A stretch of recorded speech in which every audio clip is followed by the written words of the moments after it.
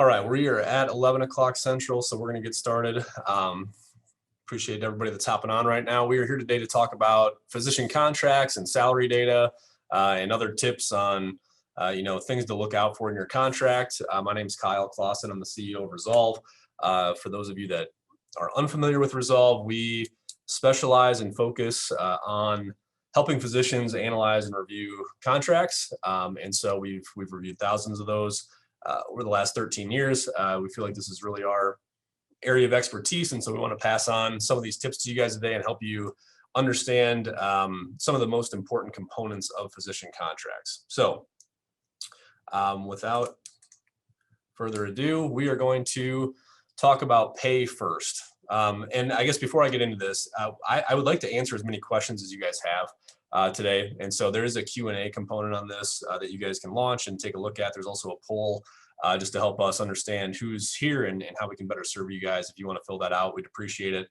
So any questions that you've got along the way, please use the Q&A as part of this. So talking compensation first, right? Compensation is the one area that most of our clients and most physicians want to think about first when they think about getting a contract, and rightfully so. If you're coming out of training specifically, there's a very large jump and a very large increase, in your earnings, and you need to know not only what compensation looks like, but the different types of models that you might be paying attention to, and also how to verify whether or not what you're being offered is fair.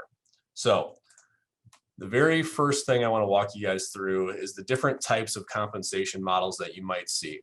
Okay. Most physicians are still paid primarily on volume or on number of patients that they see and revenue that they generate. They're historically, that's, they've tried to move that a little bit more towards quality. We're not seeing that show up as much as maybe everyone would like in contracts yet. And so any quality component is usually 10 to 5%, right, of your contract or less if it's there at all. And so we're not going to focus on that today. We're going to focus on the bulk of your income, which is going to come from either your base salary and some combination of a production bonus that would go along with that. So when we talk about compensation models, there's three that you're most likely to run into. The first one is a work RVU model. The second one is a collection model. And the third one is a billings, or sometimes called the gross charges model. Okay. There are maybe pros and cons to each of these different models, and depending on your specialty and depending on location, you'll have to think through that, as you analyze the offers that you're taking a look at. But I want to give you examples of how to analyze whether or not my contract is fair. And so we're going to talk about work RVUs first. So this column, the very first column, is an example. Let's say you're offered a base salary of 200,000 and there's a 3,000 work RVU production threshold attached to that before you bonus, and they're going to pay you $40 per work RVU that you receive or that you would generate beyond that 3,000 level. So in that model, if you're looking at data, and you should be looking at data to find out whether 200,000 is the right number, whether 3,000 is the right number for work RVUs, et cetera. If you look at the data and the median comes out to right around 200,000, a lot of clients will stop at that point and they'll say, okay, great. I'm being paid fairly for the work that I'm doing. They've offered me 200. That's the median for my specialty. And they stop their analysis.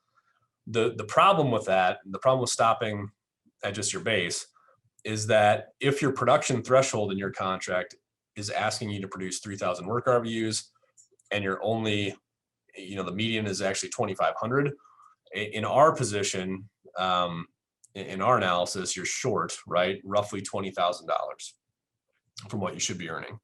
Because if 2,500 work RVUs gets you to 200,000 on the median, that extra 500 that they're asking you to produce at a multiplier of 40, equals roughly $20,000. And so on that example alone, you can see that we think that that's not a very fair structure based on what's offered. And you can take that same analysis through and apply it to a collection model and to a billing model. You need to take a look at your base, look at your thresholds, look at your multipliers and say, okay, if I produce at the median, am I earning median compensation or not? Are there enough patients here, right, for me to generate work at the median? And, if it's going to take me time to get there, maybe I need a base that's a little bit higher, right, to get me till that time frame when I can produce at the right level. Okay, and so work RVUs have nothing to do with the actual payers, right, and the actual dollars that come in. It's every CPT code has a work RVU value attached to it, and you're simply just generating those values. So whether you're in a good paying market or a bad paying market from the insurance standpoint, that does not matter. On the collection model, that's actually very different, right? So if you have a patient base that has a lot of good insurance, right, you may be able to get to a higher dollar amount or a higher collection number on fewer patients than a practice that's in a different location with different payer mix. So again, pros and cons of those things, depending on, what the payer mix can look like. But a lot of private practice, if you're going into that setting, will look at a collection model. A lot of health systems, academic centers, large employers are going to look more like the work RVU models. Okay, so just pay attention to those things. The other thing that I think is really important is not to just look at examples, in a table format like that, but to actually show you some language from a real contract so you can kind of get a view of what this is going to look like. And this is all de-identified. This is from a client that came through. I pulled out the most important components of their compensation. So this is an exhibit in the contract that talks about comp. And I think most of our clients, right, when you see language like this on the page, it's not really, great to read through. It's not something that you want to read before you go to bed type of thing, but it's really, really important to look at the details and to understand what you're getting into. So in this comp model, they start out with definitions, which is this section 1.1. They define, they define what a compensation year is. They define what the minimum expected productivity is, which is listed at 6,300 work RVUs. They talk about the production threshold before you bonus, which is 7,200 work RVUs. And then those correspond down in section 1.2 here to $375,000 in base the first year and $400,000 in base the second year. There's a few paragraphs in between that I've cut out. And then section 1.5 actually talked about the dollar amount per work RVU, the compensation conversion factor, which is $60. Okay. And so when we look at this, right, the question is how are you going to analyze this? How are you going to know whether or not this is fair? And so the first thing I would have you guys think about, and the first thing I'd have you do, is take a look at their math and just see if it's logical, right? See if you can follow through how they got there. So if you take the initial base, right, the 375, and you look at their minimum threshold of 6,300, if you divide those out, you're going to come to that $60 mark. So they're paying $60 per work RVU for the first 6,300 to get to 375, right? And that happens to be the conversion factor in the document of $60. So that seems to check out, right? It seems to be linear and logical. If you go to year two, when they're offering 400,000 and you don't bonus until 7,200 work RVUs, when you do the math on that, it drops to 55. So the very first thing that would jump out to me on this is that for some reason in year two, they're paying you $5 less per work RVU than they were in year one. Okay. And so what should you be negotiating in that setting? If assuming all their values and the $60 is right, you should be taking 400,000, dividing it by 60 and saying, okay, my threshold actually shouldn't be 7,200. It should be closer to this 6,600 level. And if I don't make that adjustment, that's going to cost me roughly $32,000 a year in compensation. Okay. And so 32,000 is obviously a big enough number to pay attention to. It's roughly 10% of these base and levels that they're paying. So that's one example. The second question that you should ask is not only is their math logical and does it work and can you follow it, but was it fair to begin with, right? So how do I know whether 375 is the right number? How do I know whether $60 is the right number on my work RVU conversion factor? Most contracts are going to reference MGMA or some other compensation survey that's out there. Okay. And so if they're going to utilize these surveys and data points, it's really in your best interest to have access to that type of data, to understand what that data represents, to know what the medians are, to know what the 75th and 90th percentiles are. And so on this example, that contract was for an ENT physician. The MGMA says that the median comp is around 449. and that's at 5,823 work RVUs with a conversion factor of 76. Okay. So if we now compare the medians under MGMA to the contract that was offered, the thing that jumps out at me is that the conversion factor is $16 low, roughly. Okay. And so if I don't touch anything else, if I assume that the 7,200 is the right level and there's enough patients at that practice for me to get to 7,200 work RVUs, under their offer, if I produce 7,200, I earn 400,000, right? Underneath what MGMA says, I should make $76 at 7,200 for 552. And so I'm short, right, in that situation, about 152,000. So under both examples, I'm either short 152 if I use MGMA. If I just use their math, right, that they proposed, I'm short 32. And so in either event, that contract needs to be negotiated. That contract is not structured in a way that's close to fair. Okay. So when you're thinking about comp, my suggestion to you is, one, have multiple offers so you know, right, what competing employers in a similar geography are paying at that point in time. Two, make sure you understand the math, make sure you understand the model that you're under, and you've asked all the questions to know how they got to 60, how they got to 7,200, right, in these examples. And then three, make sure you've got the data in front of you to fact check that, to verify it, to say, okay, why am I seeing 76 as the conversion factor when you're saying 60? There's always microgeography differences. There's different surveys that are out there, but that gap is too large, right? You can understand if it was 74 and 76, right? I mean, that's potentially, a plausible difference. 60 to 76 in this example is obviously far too big, okay? So compensation is the first big one that I want you guys to pay attention to. The second one I want you to pay attention to is worst case scenario planning and losing leverage long-term. And this is non-competes that we want to talk about, okay? So if you're not familiar with a non-compete, what a non-compete does is it says when this relationship terminates, when it ends, you're no longer allowed to practice within a certain geographic area for a certain amount of time, okay? And so a lot of them are structured on, mileage, meaning it's a 1 year or a 2 year restriction for 10 miles, 15 miles, 20 miles, whatever it is, okay? Non-competes have been eliminated in some states. There are certain states that they can't enforce them in, but most states still allow them to happen in physician contracts. And so you need to be really, really careful on that before you would sign. The things that we would look for, not only are those numbers reasonable, right, but also where are they drawing the circles from? Most health systems now have multiple locations, and you guys are well aware of that. Private practices often satellite and will have multiple locations. And so you need to know if there's one circle on the map or if there's 4 or 5 circles that you need to be careful of, okay? So this is one of those things that's going to remove leverage in a renegotiation down the road, and or if you want to try to get a competing offer down the road, a non-compete can really take that, kind of from you. So be very, very careful on the non-compete when you're thinking about comp, okay? Okay, so on both of these items, the next question that we always get is, where do we find the data, right? How do I know what's fair? We talked about MGMA. MGMA is a paid resource that, you're going to have to invest money in to get. We offer that as part of our service of what we do.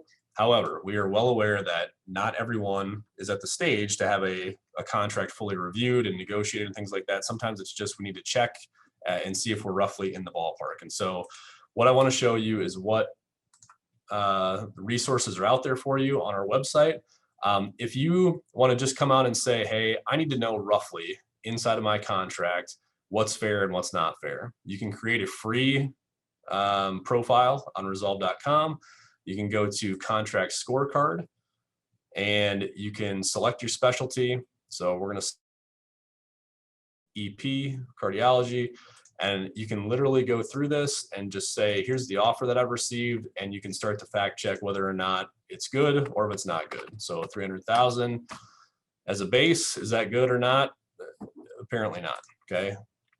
Signing bonus of 20,000, is that good or not? Show me the rating, okay? And this is not just compensation. This walks you through not only base, signing bonus, production thresholds, tail coverage on your malpractice insurance, non-competes, right? We talked about non-competes and how long they should be and what the radius should look like, okay?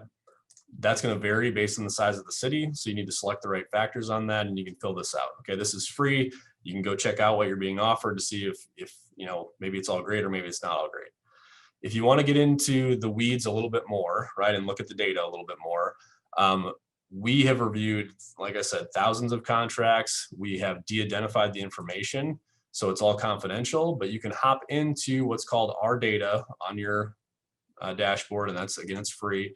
And you can say, okay, if I'm family medicine, right, I can look at real-time contracts to say, not only what does MGMA say, but also what have my colleagues been offered in the last month, the last 2 months, the last 3 months. And so I can sort this and say, okay, in the month of June, there was 1, 2, 3, 4, 5, 6, at least 6 offers. Here was the base salary. Here's the signing bonus and relocation amount. And if you want, MGMA data and more detailed information, you can hop in and see other details of that contract, so you can know exactly what you're looking at from your colleagues if you don't have other offers yourself.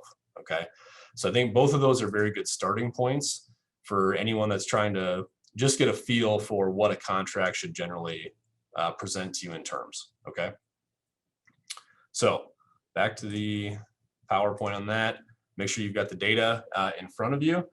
And then finally, and I'm going to wrap this up in the next 5 or 10 minutes here, and then we'll take questions. We often hear that contracts are standard, right? And they can't be negotiated, and this is a waste of time. We shouldn't be doing this, okay? That's absolutely a false narrative. Supply and demand is for sure in the favor of physicians, right? We know that there's a shortage. That shortage is only going to get worse. And so I wanted to pull out some real examples for you of communication with employers, again, de-identified, but just to give you a feel for how they respond when you negotiate, okay? And so we're talking with someone named Stacy, with the employer on this this communication. They had already increased the base salary at the LOI stage, letter of intent stage, okay? But the client wanted more student loan forgiveness. And so we came back and sent the email in communication and says that we appreciate the change of the salary. If we can't shorten the repayment period on the student loans, we'd like that number to be increased to 150 to cover all of the student loans that were outstanding. Stacy's response is that they'll ask, but they think that 25,000 is the most that can be forgiven for any year. Okay, we did not respond to that email. The very next day, communication came back that says apparently we can do 150 and we'll forgive it over 5 years. And so what does the math on that tell you? The math tells you that 25,000 was not their standard, right? Because now they're doing 150 over 5, which is 30,000 a year, not 25,000 a year. They've also increased the salary to 277, right? And then please let us know if this is acceptable. So our response to that was, thank you. Please send us the final version. They send the final version back saying that they did get pushback on one of the provisions, right, that was asked to be changed. The rest of them were included. And then at the very bottom, I think this is interesting. It's thank you for your patience and cooperation. Okay, so the employer is thanking the physician for signing still, even after they negotiated. Okay, so you need to feel very comfortable with this process. You need to feel very confident in it, that it's okay to ask these questions. If an employer doesn't give you this type of business professional correspondence back, it may be a red flag and that it's not a right fit for you. Okay, so that's one example. The second example I want to show you is on the non-compete. Okay, so outside of just comp, when places tell you that their contracts are standard, this is again directly from an email with an employer. It says the contract that we offer to Dr. X is the contract we offer to all of our employed physicians. It's been reviewed and vetted by scores of attorney over the past 15 years. We typically don't make changes, right? That's the standard line. The second half of this says, that being said, we did provide a fairly significant and rare accommodation to Dr. X in the form of a relaxed non-compete, as we were advised that it was an important provision for him. So again, the response is one that says, we like our contracts to be the same. However, if there are deal breakers, if there are things that will cost us from getting this physician, we're willing to change them. And you won't always know whether the employer is going to change those things until you, one, push them to that point, right? And say that I'm going to walk away if you don't change this. That requires you, again, to have multiple offers. So you can't go into a position without leverage and push this hard. And the other thing that I'd tell you is that there are certain times, right, where there's going to be 2 or 3 people that are applying for the same job. Not every position has been vacant for, years, and they're begging people to come. There are some locations, San Diego, maybe Denver, you can pick a few spots out that are going to have high demand. And so you're going to have to be careful on how you negotiate and making sure you're negotiating in good faith and things like that. Okay, but those are two examples of just showing you how employers can communicate, why you should negotiate, why you should have access to data, and making sure you're vetting not only just the comp, but also, is my CME fair? Is my tail coverage fair? You know, what's my non-compete look like? Is 10 miles the right number, or should it be 20 miles, or should it be 5 miles? You know, what are normal contracts showing us? Those are the things that I think are the most important for you guys to do on the front end. And then as you get closer to saying, yes, I've got my final 2 or 3 right offers that I want to focus on, you know, I would really encourage you to take a look at the language, right, in the contract, making sure you're having a healthcare attorney review that and help you with that. We're certainly, you know, available and obviously, you know, putting this on because this is our area of expertise. So if we can help in any way, we'd certainly be happy to. So with that, that's my 20 minutes. I am happy to take and answer questions if you guys have them. The first question that came in is the conversion factor in the slide based on the CPT-4 specific to the work RVU, or the total CPT, which is based on 3 components. So yeah, it's a good question. And it's a detailed question. If we go back to this very first slide, or even in the contract, anytime they're referencing work RVU, it's just for the work component. So there are 3 components of total RVUs, and sometimes contracts will specify that they are basing, right, their information on or basing their payment on total RVUs. 99% of the time, though, they're basing it on work, right? So it's just the WRVU component, which is the payment for the allocation of time for the physician services. It doesn't have the malpractice costs or the other overhead components built into it. That being said, if your contract does say just RVUs or total RVUs, you'd expect the dollar amount, the multiplier, to be much lower. So on a total RVU system, you know, in this example, it might be closer to like $30 rather than $60. And again, understanding the definitions on how they're defining RVU would be important, you know, in that situation. And then also pulling the right data from MGMA and from the other data sources to make sure you're looking at, you know, kind of an apples to apples comparison. It's a good question. Other questions that I can answer for you?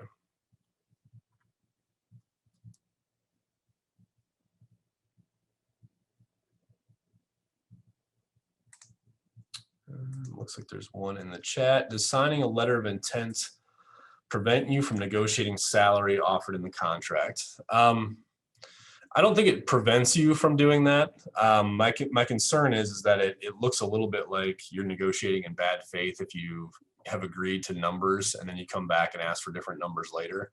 The way that I would justify that, though, or the way that I would encourage you to frame that is, you know, say something to the effect of, well, you know, when I signed the letter of intent, I hadn't reviewed fair market value. So I hadn't, you know, like, again, I'm showing you our site here, but, you know, if you haven't looked at MGMA's numbers, so if you haven't come here and taken a look and said, okay, I know what my thresholds are, I know what my conversion factors are supposed to be.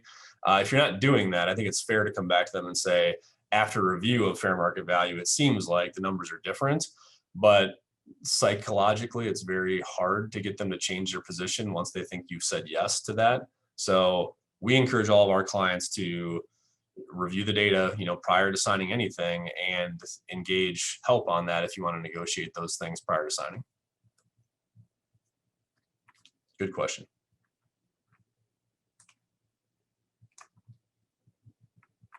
Other questions I can answer for you today?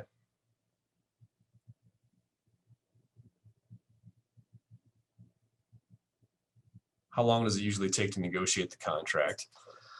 Yeah, that's really hit and miss. So it can be very quick, you know, and I would say some private practices are, you know, move a little quicker at times than health systems do on this. But we see anywhere from a week, you know, from the time that we send edits back, right, and say, hey, these are the things that we'd like to have changed, you know, a week to 4 weeks, you know, and most of them are done within a month. It just depends on how quickly the employer moves in most scenarios. Sometimes there's comp committees that need to approve. Sometimes there's, you know, executive committees that only meet once a month, right? And so depending on the time, you know, that you're coming through, there might be some difficulties on that. But I would factor in, you know, 1 to 4 weeks for almost every situation.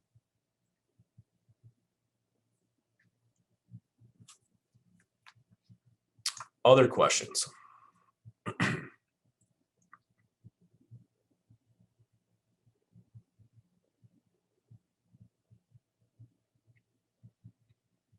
And if there are no other questions, I guess my my advice to you, or kind of in closing, is one, you can see on here there's this chat bot. If you guys have questions, you can certainly go to the site and ask those. You can also email me directly at kyle@resolve.com if you need answers to anything. I would also encourage you to just come check it out, right? Come go look through and see what normal comp should look like. Come see what your contract scorecard looks like, and get a starting point to maybe ask maybe some of these more detailed questions if you don't have them right now. Here's a new one. What if a practice doesn't have a threshold for productivity bonuses like collections or work RVUs? What are other parameters exist for bonus thresholds? So this is back to the different models that are out there. What it sounds like to me is that you're just purely on a base, right? I mean, there may be quality components that come in. And again, quality is usually very discretionary, meaning it's up to control of the employer. It's usually between 5 and 10% of your total comp. So if you're on a 200,000 base, you'd expect a quality bonus of roughly 20,000. But I don't prefer those because I think those are things that are sometimes out of your control. You can't always control patient satisfaction, right? That being said, if you're very busy, I would certainly ask them what type of production component they'd like to put in, because I'm guessing that you're probably generating more than what you're taking home in your base. Is there a big difference in J1 waiver sites compared to other sites in terms of contract negotiation? I feel like J1 waiver sites might not be that flexible. I actually think any J1s tend to fall into rural settings, right? And so I think that most settings that are underserved have a very, very high demand for physicians, and even stronger than most. Now, there are additional hoops that they have to jump through, right? There's immigration, components and costs that go along with that. So it's not that there's, not additional, administrative tasks on the practice, right, for hiring that physician. But from a competitive salary standpoint, they should absolutely be competitive. You're going to produce, right, the same number of work RVUs as somebody who's, a U.S. citizen. And so if there's a discount at all, it should be a very small discount. We see most employers just factoring the immigration costs in as additional recruitment costs. So it might lower a signing bonus, for example, but it shouldn't modify your base or your production. It's a good question.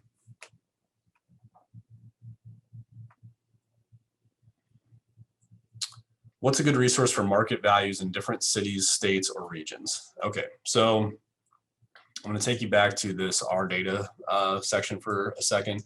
So in the data set, you can go ahead and sort by region. So you can say, show me all the the contracts in the Eastern region.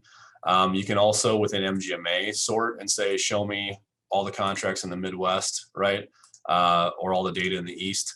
But beyond that, to get down to a state level or a city level, most data sets don't provide you with that level of detail. So MGMA, when you start to sort it, down into the state, so you get down to Minnesota or Colorado, for example, there may not be in your specialty enough data points for them to populate a median, and certainly not at the city level. And so those don't really exist in the large surveys. I will tell you that if you're a client, right, and a paying client of ours, not data that we can display here, but if we're reviewing your contract and we've reviewed another one in that city, we can talk to you generally about that. We can't say Dr. X is making, right, this amount, but we can say, the last time somebody came through and worked at this employer, we helped them on that, and we know that their conversion factor was higher than yours, and that does happen, right?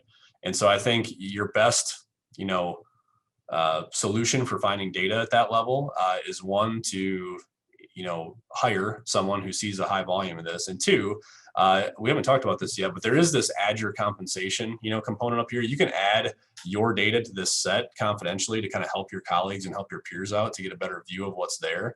Again, we won't share that with anyone. We won't display that to anybody because we think it's really important to keep that confidential. But that's the only way that I would know to get down to that city level, other than just simply having multiple offers, right? If you have 2 or 3 contracts in your hand in Minneapolis, right, you have a pretty good feel for the snapshot of what's fair market value there at that point in time. So it's always to your advantage to have multiple offers.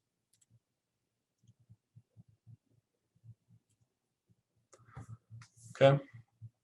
Another question, at what point in the job search talks with employers should we introduce contract lawyers once we get the job offer? Yeah, I think, the attorney's job is to help you with the language and to help you negotiate, right, the changes that you want. And so I think, my advice is to get access to the data as soon as possible. A lot of our clients prefer to have conversations, right, with the people that negotiate these all day long, so they kind of know what's a reasonable ask and what's not.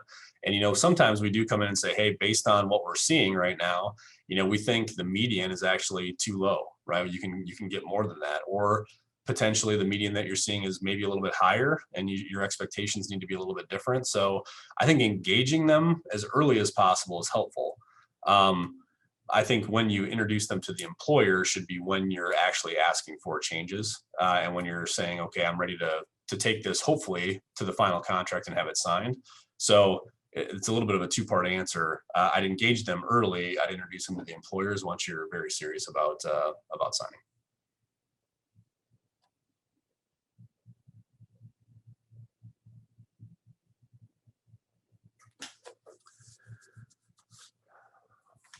Any other questions that I can help with?